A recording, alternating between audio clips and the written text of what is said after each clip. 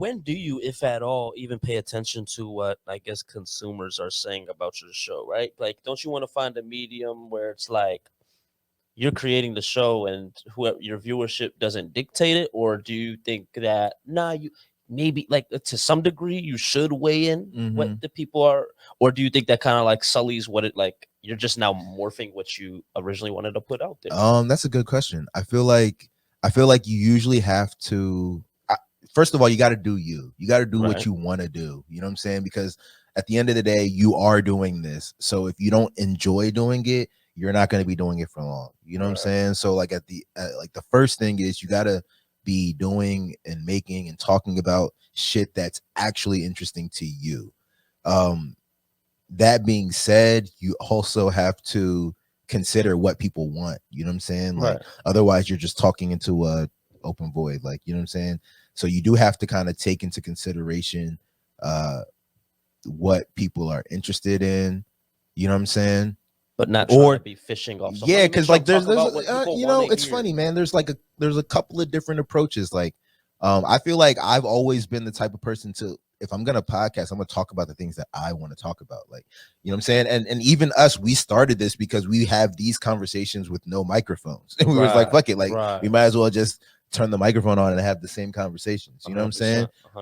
And is that how kind of because you've been doing podcasts now about like, I don't know, like 4 years or so, like would you say you just saw all this equipment around you and said, why not? Or was it more so on some, you heard the podcast and you kind of had an idea of, I can create this too. And plus I got the resources, but you know, it wasn't the resources that made me be like, oh, I should make a podcast. It was more like I got inspired to like, oh, maybe I can have conversations. There's a couple different routes. I'll get into how I even started my podcast journey. Like I would say shout out to Simone. Simone definitely was the first podcast I ever made because she had her and her homegirl, the Live from the Backseat joint.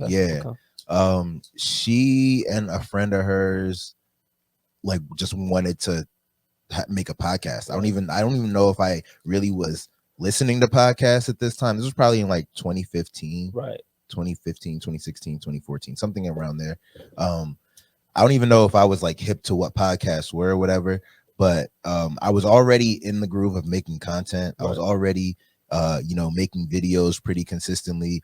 I was making like show type content. I think I was doing Sporty Life TV at this time. So we were making like regular shows weekly. I was in that groove of making regular content, right? She said she wanted to do a podcast.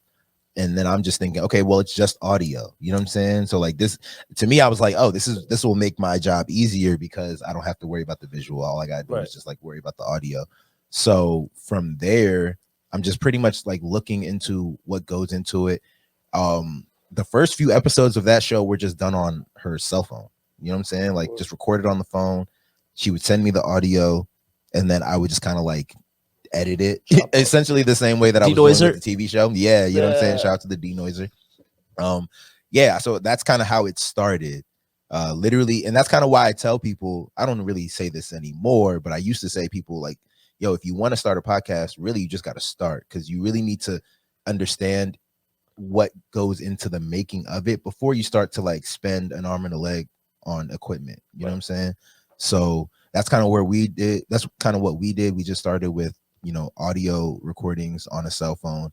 And then it kind of evolved into, oh, well, like as I'm making these videos, I'm starting to realize how important audio is. You know what I'm saying?